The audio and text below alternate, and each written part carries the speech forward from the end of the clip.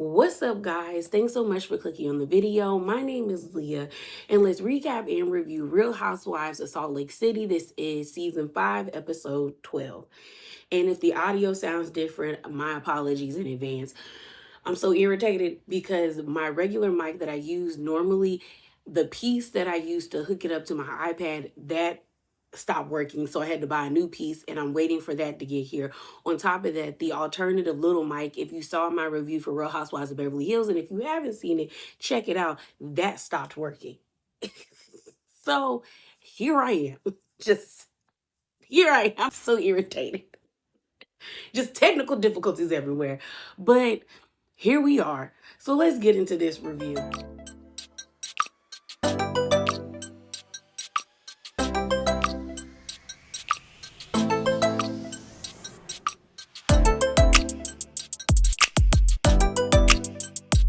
Y'all know sometimes before we get into it, we get a little spicy, just a little bit. And I just got a few things to talk about. So first up, let's talk about Heather and Monica. So Heather is writing another book, and I think it's going to be called Receipts, Proof, Timeline, Everything, basically detailing how Monica was a part of the inner circle of Jen Shah and then somehow got kicked out and, became reality Von Tease. Well, in that excerpt, she's alleging that Jen Shah's husband, Sharif Shah, tried to kiss Monica. I said, okay, girl. I think it's time for Heather to let go of that moment she had during season 4. The same way I think Monica needs to let go of her aspirations of wanting to be back on this show, because she released this Insta story where she was mad that everyone was excited and bigging up Angie for the way that she carried on at Meredith's bat mitzvah, that she's just mad that she was like, if it was me, everyone would have had my head. And then she also threw shade at Lisa. So she said this: all I'm saying is this: if it were me and I was screaming the word DICK over and over, talking about someone has POR in here and slut shaming someone at a freaking religious event, y'all would have my D head. And Miss I don't like people who are nasty to women just standing there laughing her D head off, wild. And I think, Monica, girl, you have to understand, they did not like you. You didn't fit their aesthetic. You weren't in the same tax bracket as them, and they just didn't see it for you. And then the revelation that you were running a page that was bashing them, and then you were stalking Jen Shah, yeah, girl, they were always gonna turn their noses up at you. So I'm just kind of like, girl, you have to let it go. And I think Monica is starting to realize that she's no longer needed. And it probably sucks for her to realize that what happened in season 4 happened, and that's just it.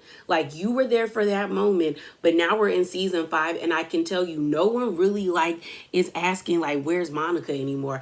I know the first 2 episodes people were like, oh, they should bring back Monica, but now that we're on episode 12, I haven't heard anyone speak about Monica because the season has been that good without her. And the only time people bring her up now is when she posts stuff online referring to the show, but then it's starting to wane away, because now I feel like she's kind of drifting into the one season wonder Housewives. So I'm just like, yeah, girl, sorry, you gonna have to let it go. Yeah, you just gonna have to let it go. So let's talk about Bronwyn. So Bronwyn did an interview with Us Weekly where she talks about where she stands with Lisa and Heather. And I thought her response was interesting. So let me play it for you. I'm probably going to speed it up because it is pretty lengthy. About your relationship with Lisa. Right now, Lisa and I do not have a relationship, but I'm still hopeful about it. Is that weird? Heather and I are in a better place than Lisa. Right? I mean, there's a lot of story to come, obviously. Sure. Still. I have a harder time with some of the things that go on with Lisa because we were friends before. You'll definitely see over the course of the season the two of us figuring out what our friendship looks like inside a group of friends, not just as individuals. Okay. And I think that's what makes this season so interesting. In other seasons, as I've watched back, it's almost like a whodunit, right? Sure. Who was reality Von Tease, and was Jen guilty, and those those kind of things. Whereas this season, I think, is really about friendships and what you look for in a friendship and what you give in a friendship, and do you have to give and receive the same things? Does it have to be shown the same way? So I'm really invested in, I mean, as a woman with lots of different women in my life, it was really interesting to explore what those things look like. Do you feel like Lisa is a different person on the show than she was prior to your... I don't think so. I really don't. I just did another interview last week, and they had me say one word about all of the girls, and I said authentic for Lisa. I don't think Lisa is different on camera than she is off camera. I think we knew each other in a different way, and I think Lisa expected something of me as I came into the group as her friend, introduced to her other friends, and I think we missed each other early on. I kind of expected her to really kind of be my girl, and when she wasn't, I took a big step back, and I was like, okay, well, if you don't have my back, I'm gonna have my own back first. I also think for me in a friendship, I really value when someone can tell me when I'm wrong, lovingly, and not everybody loves that. So I'm happy to tell the other girls when I think they're wrong. Sure. I might be too happy to tell them when I think they're wrong. So they're either gonna have to get used to that, or I'm gonna have to take it down. So I find it interesting that Bronwyn says that she's in a better place with Heather versus Lisa, but I also think it's kind of telling that she was like, well, I've always said that Lisa is authentic to who she is. So it's not like, to me, it makes me feel like Lisa didn't switch up on Bronwyn. Bronwyn wanted something more from Lisa, and if you know who Lisa is who she is, then why were you expecting more from her? You know what I mean? But that lets me know that what happened or what we saw in the mid-season trailer is actually, I guess, accurate to how bad it's going to get. Because you have Bronwyn crying to production, breaking the fourth wall, being like, Lisa can't admit to anything. Then you have Angie standing up, throwing food at Lisa. Then you got Lisa standing up, almost about to smack Whitney across the table. It looks like it goes down on them this 4-day cash trip. And I'm looking forward to it. So the next person I want to talk about is Mary, and I'm going to play her clips together. So it was a viewer's question, or maybe Andy asking Mary when she was on Watch What Happens Live after this week's episode. How she asks, how is Robert Jr.? And she gives us an update. She also gives an update. Shouts out to my mutual, because she's the one that asked the question of who on the cast reached out to Mary to wish her and her son well. So let me play those two clips for you. We got so many tweets for you, Mary, about what happened last week on the show. A very real moment between you and Robert Jr. And the Bravo sphere has been tweeting up a storm. Your Bravo co-stars on other shows. Dr. Simone Whitmore from Married to Medicine said, please thank Mary for having the courage to share her pain with us. And I hope things are getting better every day for her son. So I guess the first thing I want to know is, how is Robert doing? Robert is doing so good. I am so proud of him. So proud of him. And without giving too much away, he went to rehab? He did go to rehab. He stayed for a month. He completed it. He did an excellent job. Wow. He came out a new person. Came out a new person. He did. He came out. Is there anything you can tell us about what happened with Robert Jr.'s wife? She also went to rehab. She did. And you know what? She's still in there. She is. Very good. Good. Yeah. Were you nervous to talk to Robert Sr. about all of this? We don't see Robert Sr. No. I needed him because you needed him. I did, because he's experienced drugs when he was younger. So he would be able to guide Robert better. Bridget and I were talking before the show about how impressed we were about how you handled that conversation. What was your reaction to it? Well, I felt like your heart was laid bare. Obviously, it's your son, but I just felt like everything you said was the right thing to say to him. The whole way that he could not have dreamt for better support.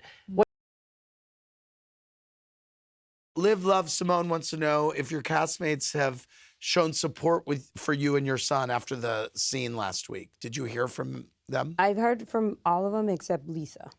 Oh, okay. Yeah. Okay. But I don't expect to hear from anyone. It's fine. Okay. It's great to hear that Mary's son is doing well. Although I feel like the program should be longer. I'm used to people saying like rehab is like 90 days. I used to watch Interventions. So they was like, you're going to a 90-day program. I never heard of a 30-day.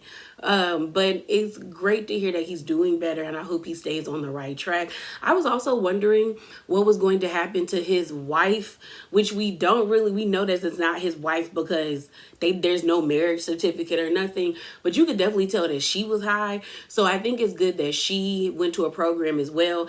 I feel like Mary was trying to shade the girl to be like, she's still in there. I was like, Robert probably should still be in there too, but I'm gonna let you have it. Now, when it comes to Lisa not reaching out to Mary, I don't think that's a big deal. Mainly because if you call my son the R word, I don't have it to do. I don't. And I know a lot of people are like, well, they're saying that Lisa brought up her son being a druggie. He is one. And if she called him that and then Mary retaliated by using the R word, then why would Mary want someone that called her son that to reach out to her? So I feel like everyone being mad about the people not reaching out, I feel like that's the downside of what I say, social media in general, that like some people are only doing things for the look of it. I want you to reach out to me because you actually care about my family and you care about my son. If Lisa doesn't care about Mary and she doesn't care about her son, then why would you want her to be fake and like for pleasantries to be like, oh, hope he's getting better, and she doesn't really care? So I didn't understand why people were so angry. So the last thing is the reunion. So they filmed the reunion, I think, on Thursday. And the seating chart goes on the left-hand side. You have Angie as first chair. Then it's Mary, then Bronwyn, then Whitney. And I agree with that. I feel like Whitney started out really strong in the beginning of the season. But then to me, she's kind of fizzled out, And I feel like her gripe with Lisa was a non-issue because I honestly feel like the whole Alibaba AliExpress thing, she ain't got no proof. Okay, so I understand that lineup. On the right-hand side, you have Lisa, Heather, Meredith, and Brittany. I feel like it should be switched. Meredith should be at the end of the couch and Brittany should be in front of Meredith, because we've been talking about Brittany since episode 1, and what has Meredith given us? At least Brittany has given us delusional, okay? And it's been annoying yet enjoyable to watch this lady crash and burn in her delusions. But it's kind of like Meredith has given us nothing other than this bat mitzvah, and that's it. Nothing else, you know what I'm saying? Like, so I just don't get why, other than like, Brittany being a friend of. But I just feel like, yeah, girl, she should have taken your spot. That's it, that's all. We talked about the reunion, we talked about that. I think that's it. I think that's all I got. Oh no, that red jacket, y'all. So it seems like the red YSL heart jacket has now become the new Mugler cat suit. Y'all remember when all the girls were wearing the cat suit that had like see-through spots? They had it in yellow, blue, black. We saw it on Marlo, Sanya, Lisa from Real Housewives of Miami. Tamra wore it one season. Angie wore it. Like, it's annoying. But now you got Bronwyn wearing it, Raquel from Real Housewives of New York. Brittany wore it, but then this one page tried to call her out and say that it was fake. But then she was like, no, she got it from Riri, and she added Rihanna. I said, girl, I don't know if I believe it, but then again, Rihanna is that type of girl that gets down. She watches the Real Housewives, so I could see her giving Brittany the jacket if she wanted to. And then the girl with the red hair, I can't remember her name, from Southern Charm, wore it on the episode as well. So we just need to retire the red heart YSL jacket. But I think that's all I got. So let's get into this episode, okay? And before I get into it, I'm going to say this and then expound upon it when we get to it in the episode. But Heather was right about Bronwyn. These past 2 episodes, Bronwyn's slip has been showing, and Heather was right about that lady, okay? I know we don't want to admit it. I know y'all probably are booing, typing in the comments, being like, Leah, you're wrong. I'm not. And you need to accept it, okay? But let's get into this episode. So it opens up and it is finally Meredith's bat mitzvah. So she is at the event space where she's going to be holding her bat mitzvah as she is practicing. We see her rabbi that we saw earlier. I think her name is Ruth. So Rabbi Ruth. And she's explaining to Meredith like all the things that are going to take place. during this event. And you can tell that Meredith is nervous. Meredith says in her confessional, like, she is honored and nervous, but she feels like this is the right thing to do because, you know, bat mitzvahs normally take place when you're like 13. And she's just like, she never got the opportunity. So now she has it. And she is really touched by the experience. And she feels like this is reaffirming her culture and her faith. We then see her go outside and take pictures with her family. So her mom is there, her sister. I think I saw another blonde girl who I was thinking was her niece other than Chloe, who is her daughter. And then we see her oldest son, Reed. Everybody online was like, when did Meredith have 3 kids? And I giggled because that was me a week ago, because I guess Reed came for like Thanksgiving, and Brooks posted a picture that I saw that another blog page reposted, and it was Reed, Chloe, and Brooks. And I was like, wow, he looks just like Brooks. And then when I got into the comments, someone was like, yeah, this is Meredith's oldest child. And I said, when did Meredith get, when did Meredith get 3 kids? When did that happen? You know, when? So they're still taking pictures, and we find out that Reed is a very private person. He lives in New York, but he came to support his mom in this special event in her life. So they leave because they're going to do this grand entrance. Okay. And so we see everybody pull up. We see Heather and her oldest daughter, Georgia, get there. First, she gets an espresso martini, had one yesterday. I feel like that was like, it wasn't my first one, but I feel like it was the first one that was actually good, you know? And maybe it was because it was more of like it was like espresso mocha. So it was more chocolate in there. And I'm not really a chocolate and liquor person, but that espresso martini I had yesterday was actually really good. So Georgia's making fun of her because y'all know last season Heather downed like 6 or 7 of those things and was throwing up on the Sprinter when they were at Palm Springs going to the Trixie Motel. Is it motel? It was funny. I say, yeah, Heather didn't pace herself. So then we see Bronwyn get there. She sees Heather. They greet each other. I was confused about how cold it was outside because you have Bronwyn with a boa bralette 2-piece outfit, and it's snow on the ground. You actually see somebody like skiing down the side of a mountain near the event space, because Heather's telling her daughter like, oh, I've skied over here, and Brian ain't got no jacket on, just chest all out. And all I could think is like, oh, you won't get a chest cold, girl, cover your chest. Right? And it was weird because then you see Angie, Brittany, Mary, and Whitney have fur coats. Even Lisa didn't have a jacket on her. Her whole back was out and she had on a tube dress. It was crazy. So they see each other. They greet each other. Lisa gets there, says hello to everybody. Then you see Whitney and Justin get there. And Whitney says in her confessional when she sees Bronwyn, she kind of pissed.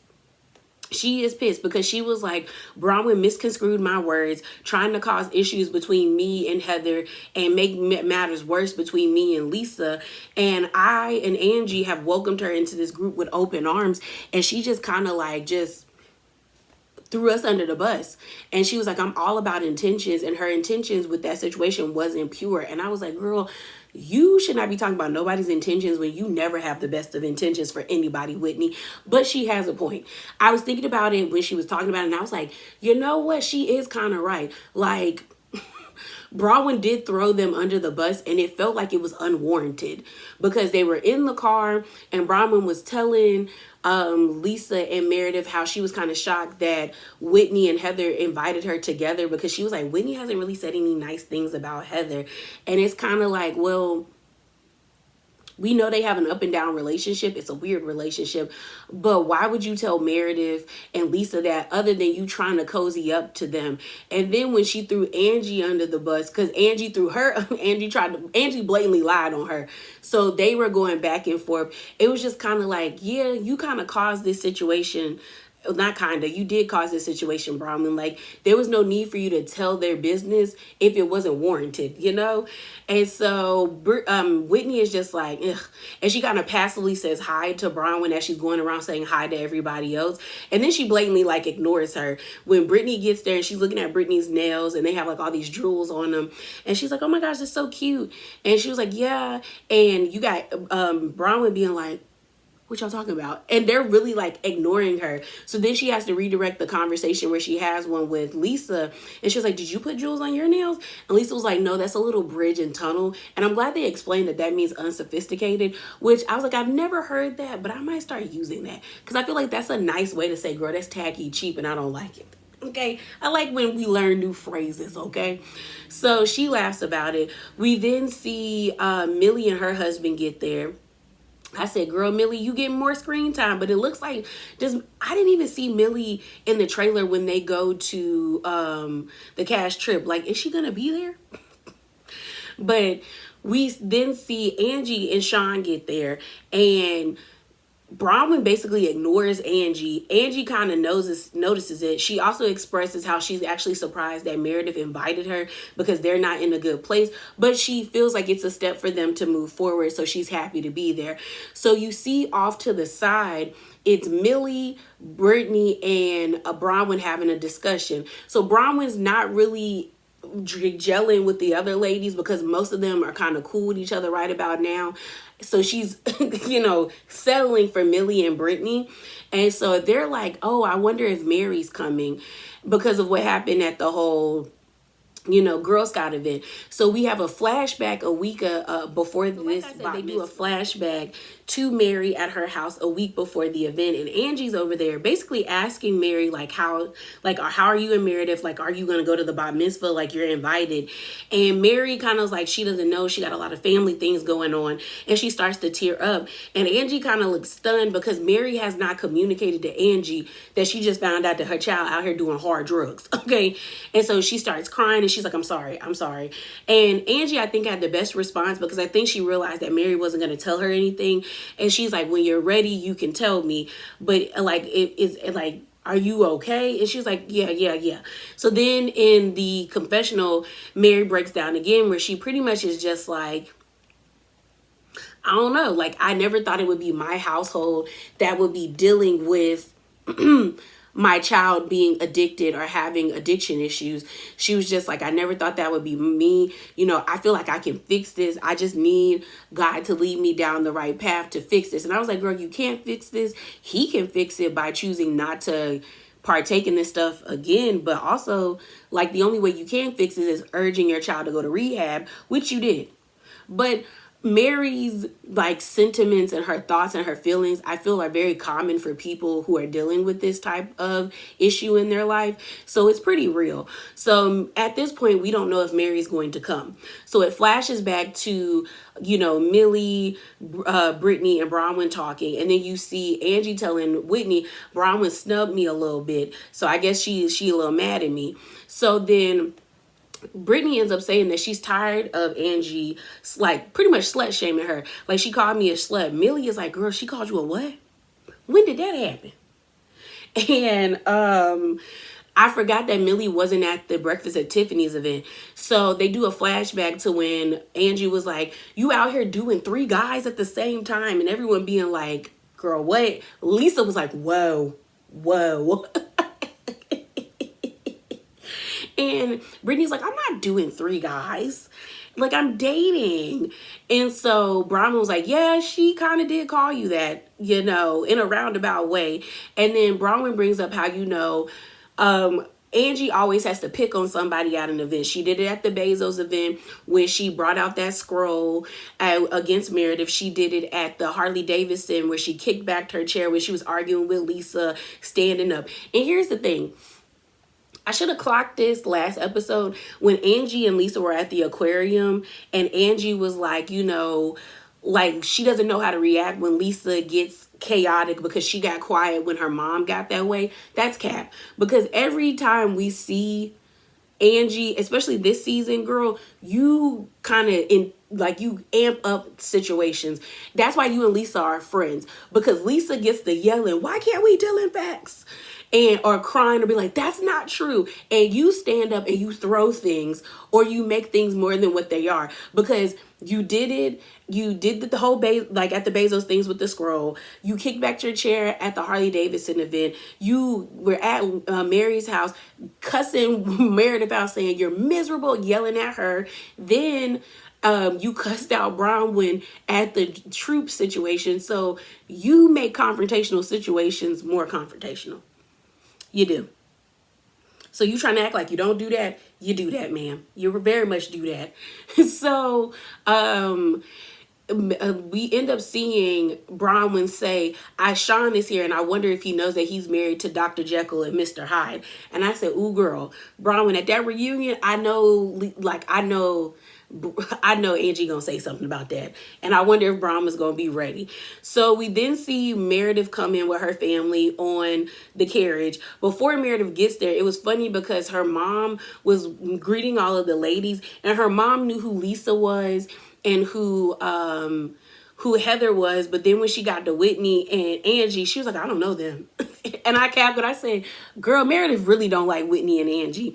We then find out that, again, John is adopted and his dad, I think, is Russian and like German Jewish, and his mom is some random lady from Arizona. I said, okay, Lisa is shading the mom.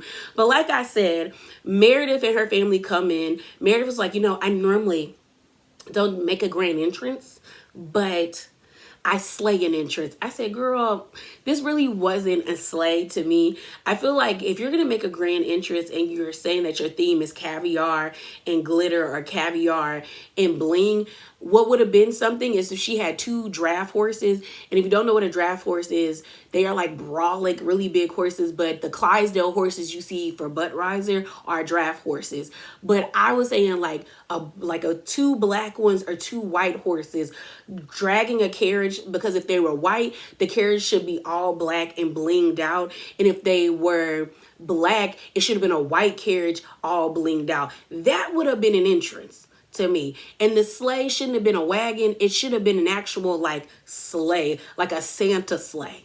So I was just like, Meredith, what? And then Heather irritated me. She's like, Meredith, yeah, Mazel tov. I said, if you don't get somewhere and sit down, calm down. Calm all the way down, Heather. So we see Meredith get off the horse, greet everybody, and it's time to start the ceremony off. And I'm going to be honest, I was bored. I feel like they waited too long on the ceremony. Like the educational aspects of it, I thought were worthwhile. Like, it was nice to hear Meredith reading and all of that stuff, but it just felt too long. It's like when they film like weddings on reality shows.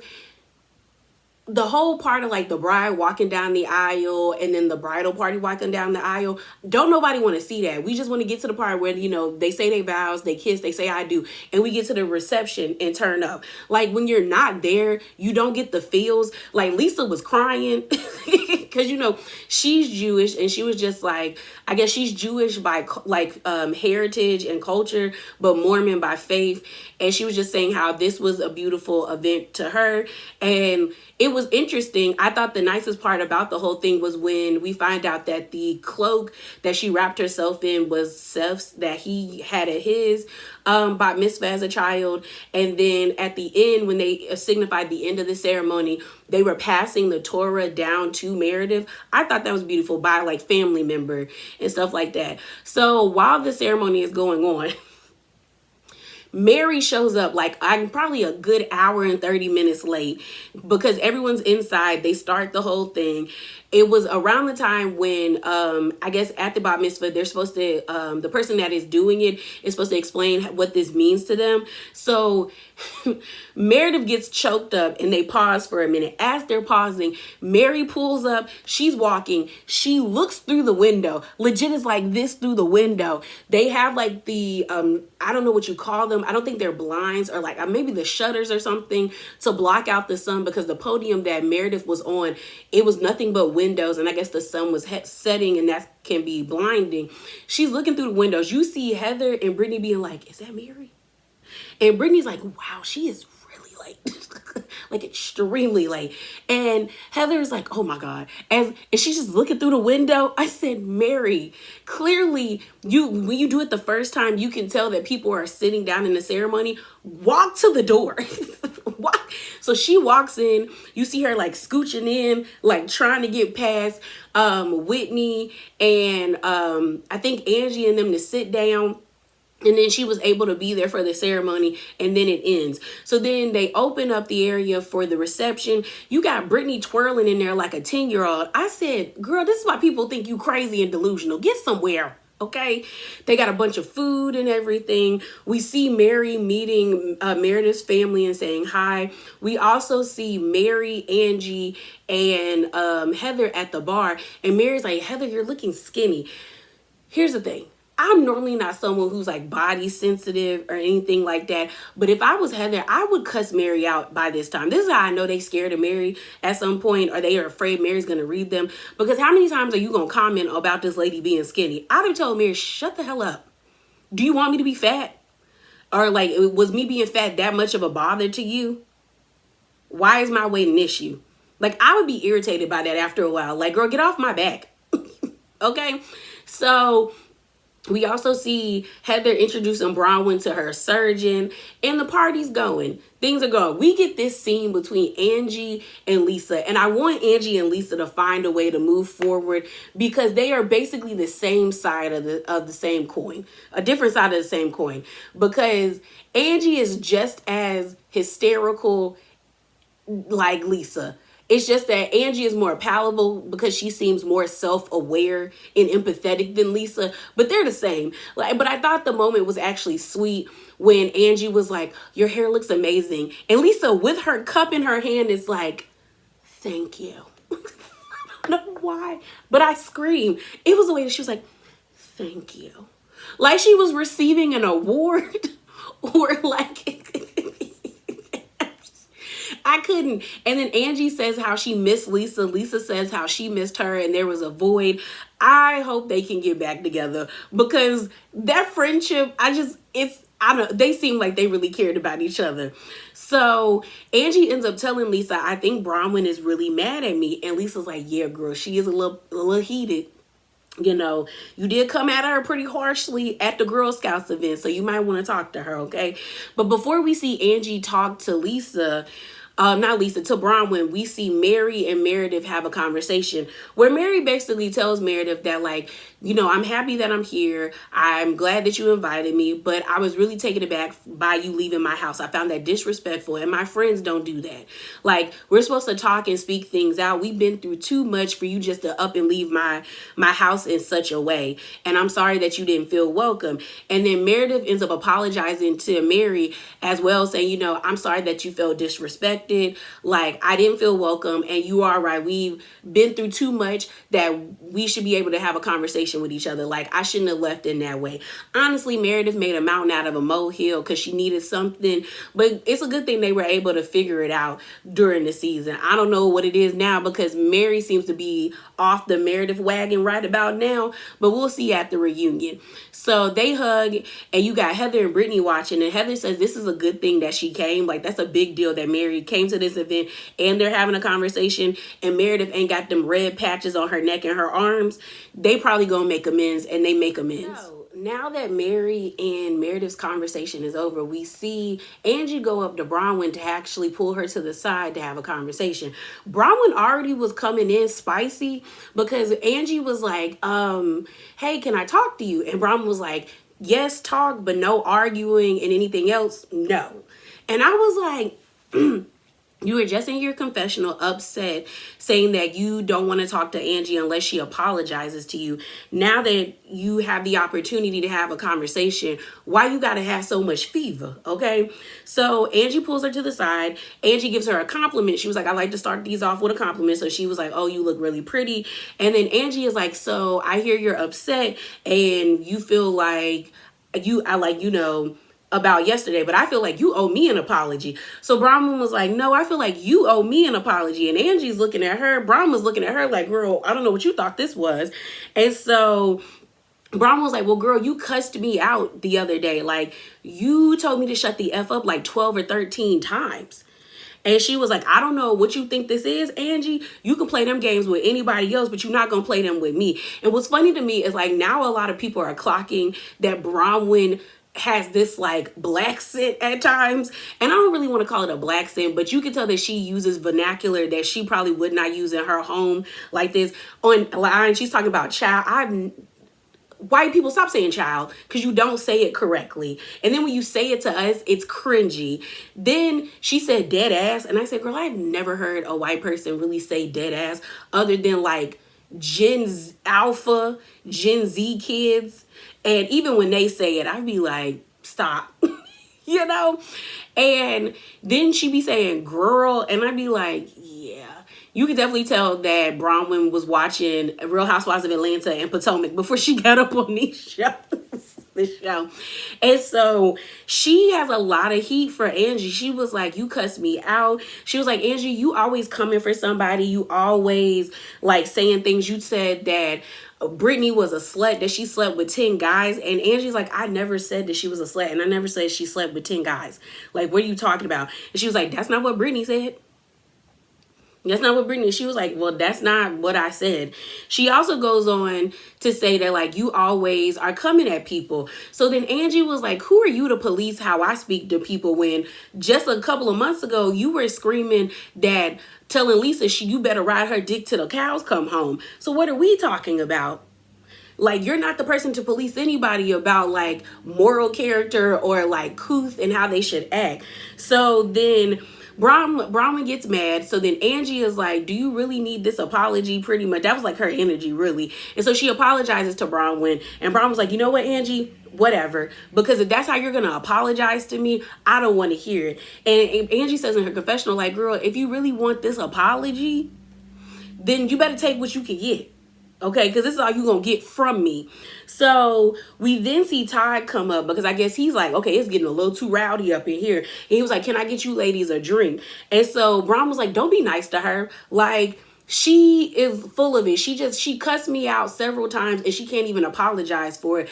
Don't offer her anything. So then Angie leans up on the table and was like, well, thank you, Todd, because Todd's very nice and he's a gentleman. She was like, no, I'm good. And Brian, I'm apologizing to you for cussing you out, pretty much. And so, you know, Bronwyn gets mad and she's like, you know what, Angie, like, screw you, girl, because you know, I know what you're doing. And so she walks away. Millie follows Bronwyn to the bar and she's like, are you okay? Like, are you all right? And then Todd comes up behind her and she's like, you're not giving me a chance to explain. Like, I'm not saying you are like wrong or anything. It's just that like, this ain't the time or the place. And so then Bronwyn is trying to like order herself a drink and she's just like, no matter what I do, I'm in the wrong. If I tell people what people are telling me and like, you know, trying to help people get held accountable, I'm wrong. If I don't say anything, I'm wrong. I can't win. So then Todd is like, then why don't you just walk away? If you couldn't win the conversation, why didn't you just walk away? So she gets irritated and was like, okay, Todd, okay. And Todd already kind of like squeezed her shoulder, like was trying to get her to like calm down. And like I said in my last video, give people like nonverbal cues. But I feel like in this instance right here, it was still like, it still just didn't sit right with me. I think it's because we've seen Todd so many times like embarrass Bronwyn or belittle her or chastise her like she's like a 3-year-old, that it's just like at this point, nothing he does, it kind of looks right to people, including me. Because I don't think he was wrong for telling Bronwyn like, hey, you up here, take it down here. But I think when he was just like, then why don't you just walk away? It's like, you're still making it seem like it's her fault. Granted, I do feel like Bronwyn was the one that made that conversation like hostile because Angie wasn't even giving her all of that in the beginning. But it's just kind of like, you're her husband, just be on her side in public and then get her in the car. Like, tell her she wrong in the car. So she gets mad and walks away from Todd. You then see Heather, and Heather just peeping the whole entire scene between Bronwyn and Todd, being like, y'all thought I was crazy, but I knew what I peeped. I know what I saw. After Angie and Bronwyn conversation didn't get anywhere, we see them go to their respective corners and tell their parties how they felt about what just happened. We then see Whitney go speak to Heather and basically tell Heather, like, I need to make sure me and you are okay because what Bronwyn did, like, she misconstrued, twisted my words around. And Heather's like, girl, it's okay. I don't believe her. I don't believe, you know, whatever she was saying. And then Heather says in her confessional that, like, girl, I know my cousin, and whatever she said about me to Bronwyn, she probably said it to my face. So I don't really care what she has to say. So then Lisa pulls up. Lisa's like, so what are we talking about? And she's like, you know what, Whitney? You're lying. You're a liar. And so Whitney's like, Lisa, would you just shut up for a minute? And Lisa's like, whoa, you don't speak to me like that, Whitney. And Whitney is like, well, you're talking over me. And Lisa's like, well, you talk over people too. I said, in this moment, Whitney was right. Like, Lisa, you just joined the conversation and just outright was just calling that lady a liar. Chaos. Just straight up chaos. So then Lisa's like, Whitney, you're a liar. You're a liar. You know what? You know what you do? You know how you get two people who are saying the other one is lying? You put the liars in the room together and you let them talk it out. So somebody go get Bronwyn. Bring her to the table. So we see Bronwyn taking pictures with Millie and Brittany, selfies. So then after the picture that Brittany, Millie, and Bronwyn take, you hear Brittany saying in her confessional, oh, I'm so happy that we are cool now, me and Bronwyn. And she even tells Bronwyn to her face, I'm glad that we can be friends for a hot minute. And so then Bronwyn hears her name being called to come to the table. So she comes to the table, and I think at the time it was just, I think it was Angie, Lisa, because the seating, I think, is Angie, Lisa, Bronwyn, Brittany, Whitney, and then out of nowhere comes Mary. I don't think that what's her name, that Heather was in the huddle. She was nowhere to be found. So they're standing there, and I think Whitney was like, did we say those things about Lisa and Heather the way that Bronwyn was trying to make it seem, Angie? And Angie was like, no. Supposedly, like, Brittany got an issue with me now by way of what Bronwyn said. Well, then Brittany ends up being like, well, you are dramatic. Like, kind of trying to take up for Bronwyn in that moment. And then Bronwyn, like, girl, like you did say that, like, she dated like 10 guys. And then Angie's like, no, I did not. And like, she's slamming on the table. She's like, I said that you were doing like 3 guys. That doesn't mean that I said that you were out here banging everybody. So Angie's like, so she was like, you do have multiple boyfriends. So what are you talking about, Brittany? So then Bronwyn, like a snake, okay? When I say this was like such a snake move to me, because you were over there smiling, taking pictures with Brittany and Millie, and they were your friends at the party because the other girls weren't really talking to you like that. Bronwyn leans over to Lisa and Angie, and she says, you know what? She said this. She said that she thinks you called her a slut because you're one. And so in the confessional, Bronwyn was just like, I'm sick of Brittany trying to act like she's such this victim and she's this and she's that and she's so innocent. And, you know, she said we've only been friends for a hot minute. She wanted to be friends for a hot minute. So the minute's up. And I was like, I think Bronwyn thought she ate with that. But I was like, no, girl, you look shysty. Like, for real, you look really shysty right now. Okay. You got Lisa being like, she called you a slut. Then you have Brittany being like, what? Like, she can't believe that she threw her under the bus. She was like, Bronwyn, like, why would you do that? So then they flash back to when, you know, Brittany said what she said. So then you got Lisa kind of trying to calm Angie down. And so Brittany ends up saying, I didn't call you a slut. I said the reason that you said that I was out here doing those things, you probably did it before you met Sean or when you were dating Sean. And so then Angie gets mad and she was like, well, you the one with porn hair. Okay. She was like, you're the one that dresses like a sex worker. Angie said, she was like, first of all, I don't dress like I have a high body count. I don't have hair like I have a higher body count. I don't look like I have a high body count. And so Brittany was like, what are you trying to say? And Angie was like, well, you have slutty hair. I said, what? And Brittany's like, what do you mean I have slutty? What do you mean? You're saying my hair is slutty? And Angie was like, yeah, you have slutty hair. You have slutty hair. And so next thing you know, Mary is like, girl, it's about to get bad. And so Lisa is dying laughing because, like, Angie keeps reiterating, I don't look like I have a high body count. I don't dress like I have a high body count. My hair doesn't give high body count hair. I am a mother. I'm a business owner. I am sophisticated. She's turning around. I think Brahma says she's saying all of that with one of her nipples almost popping out of her dress. And so Brittany is just like, are you really calling me a slut? Are you serious? And she gets so worked up. She said, you know what? Screw you, Angie. And she walks away. And I'm just looking at Bronwyn like, girl, you are shysty. And so then Brittany goes over to the table where it's Whitney and Millie, and she starts crying, and she was like, I just can't believe what just happened. And Whitney's like, what? She was like, Angie just said that I have slutty hair. And you know, I'm a good Mormon girl. Like, how dare she?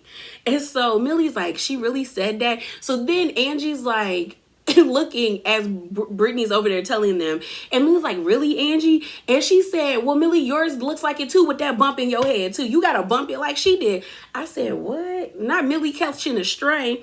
And so Millie's like, really, Angie? And then you got Brahman over there all like happy that she's in the cool kids corner. You then see Brittany like walk off crying. Then she's like, I think Chloe and Brooks are like, what's wrong? And she tells them what happened. Crying behind the cloth and telling Brooks and Chloe what Angie just did. You got Whitney telling Angie, girl, that was not nice. She over there crying. And Angie's like, what? Really? Really? So Angie says in her confessional, I did not call her a slut. I said she has slutty hair. And in my profession, it is what it is. So then you see Brooks tell Meredith, like his mom, what happened. So now she's like, what? So then Angie is just like looking around, trying to figure out where Brittany is. So then you see Brittany, because Meredith goes over to Brittany to be like, are you okay? She starts crying to Meredith. Meredith is like trying to console Brittany. Lisa's trying to console Brittany. Angie tries to tell Brittany, I didn't call you a slut. I said your hair was slutty.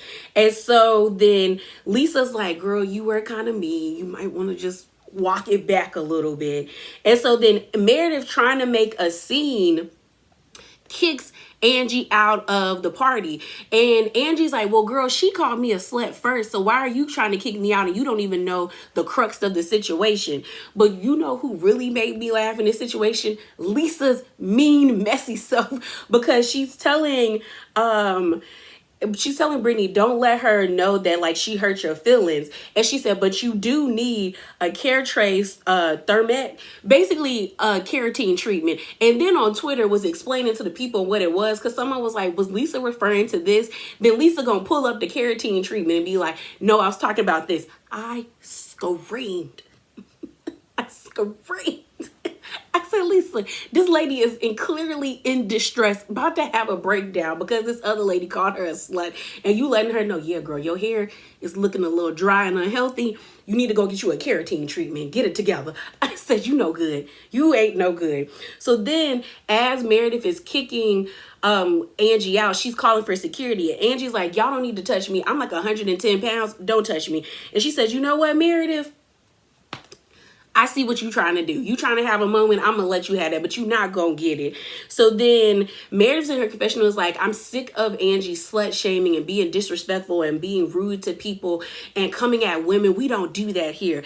And I guess Meredith had flashbacks to when Angie kicked her out of her house for Greek Easter and told her, you the one that be out here opening up your legs and you married to other men, that like, she's just like, you know what, enough. So she kicks Meredith kicks Angie out, but I don't think it hit the way she thought it did, because the way that Angie threw that coat on the floor, I said, girl, this was her moment, because one of the security guards brings Angie Brittany's coat. And she was like, girl, this ain't my coat, and throws it on the ground. Like, girl, that's cheap. And then you see Brittany have it in her hand because it is her coat. Girl, that lady hit you with a 3 for 3. She said she told you out here dating a bunch of men. You're doing 3 men at the same time. She said you got high body count hair, you dress like you got a high body count, you know, you act like you got a high body count. Your hair is a high body count. And then she said your coat was cheap and threw it on the ground. I said, just outright just disrespected you on several different levels. And so Brittany has her coat in her hand. You then see Lisa run after Angie. Mary also goes after Angie. It's like, are you okay? And Mary's like, Angie, what happened? And she's like, Meredith is kicking me out. And I can't believe it. Like, she was like, she showed up to my house at my event. And Angie did tell Meredith that you showed up at my house at my event without a gift at my anniversary. You're a tacky bitch. And then when she's outside in the lobby area, she's still saying it. But then Lisa says in her confessional, sometimes Angie goes a little too far. And I don't think she remembers, like, what she, like, you went too far. Like, your reaction to the situation was over the top, that, like, you really do be hurting people. And I was like, yeah, the same thing can be said about Lisa or anybody on Real Housewives. But Angie do love to throw something, because she ends up throwing a napkin. Lisa ends up telling Angie that she loves her while she gets escorted out. You know, Heather pulls up, because we then end up seeing Heather, Meredith, Whitney, and Brittany talking, and Brittany is still crying about saying that she got, you know, slutty hair, and how dare Angie say that to her. And then Angie trying to hold back tears because clearly she's embarrassed, and she was like, how dare Meredith do me like this? And I thought we was on a good path. She feels like Meredith actually invited her there to embarrass her by kicking her out of the house. And I said, you could be right.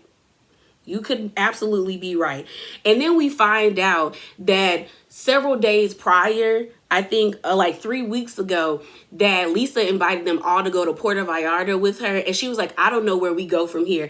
And they do this montage where she was like, Meredith hates Whitney. I hate Whitney. Heather and Bronwyn are not in a good place. Angie hates Bronwyn. Bronwyn hates Angie. Mary and me ain't cool. I don't know what's about to transpire in Puerto Vallarta, but that's where we're going. So here we are. Heather clocked Bronwyn. We may not have liked that it was Heather, but she clocked her, because the way that Bronwyn switched up on Brittany and Millie, I was like, oh yeah, girl, I wouldn't want to be cool with you like that, because those were the only two people you were talking to throughout the whole entire night that was like willing to really kick it with you. And the moment you saw an opening to like get probably back in a good spot with Angie and them by divulging this information, you threw Brittany right under the bus, even though Brittany came to that conversation ready to defend you. And then on top of that, when Millie got, you know, hit with a stray by Angie, because Angie was letting everybody have it, when they were trying to take a picture with Bronwyn because the night was winding down, she was like, well, that picture is only for the people that have slutty hair. And seeing as I didn't get called that said that I have slutty hair, I can't be in that picture. And she walked away. And I was like, ooh, girl, you fake. And that's probably what Heather peeped, because Heather's fake. Heather will throw people under the bus to get close to people she deemed more worthy. And that is what Bronwyn did to Millie and Brittany, because she saw them as disposable. And I was like, shiesty, okay? Just shiesty. But like I said, I see why Angie got the center diamond, because the way that she clocked Bronwyn, she, you know, demolished Brittany, hit Millie with a stray, and then hit a Meredith and told Meredith, girl, you're a tacky bitch. You ain't give me no gift. I ain't want to be here anyway. And threw Brittany's coat on the ground. Yeah. She said, y'all want to see a show, I'm gonna give you a show. And then threw her napkin. Mess. Just mess. Okay. I see why the girls go up for Angie, okay? But yeah, y'all, that is it. That is all. As always, remember to be bravely authentic. Definitely hop down in the comments below. Give me a thumbs up and subscribe if you like what you heard. Again, apologies if the audio is wonky and if this video is all over the place. I got totally thrown off when my mic stopped working, and then I used my alternative and that didn't work. I have a system, like how I want to do things, and it just didn't go the way I wanted. But here we are. But yeah, y'all, I'm out. Deuces.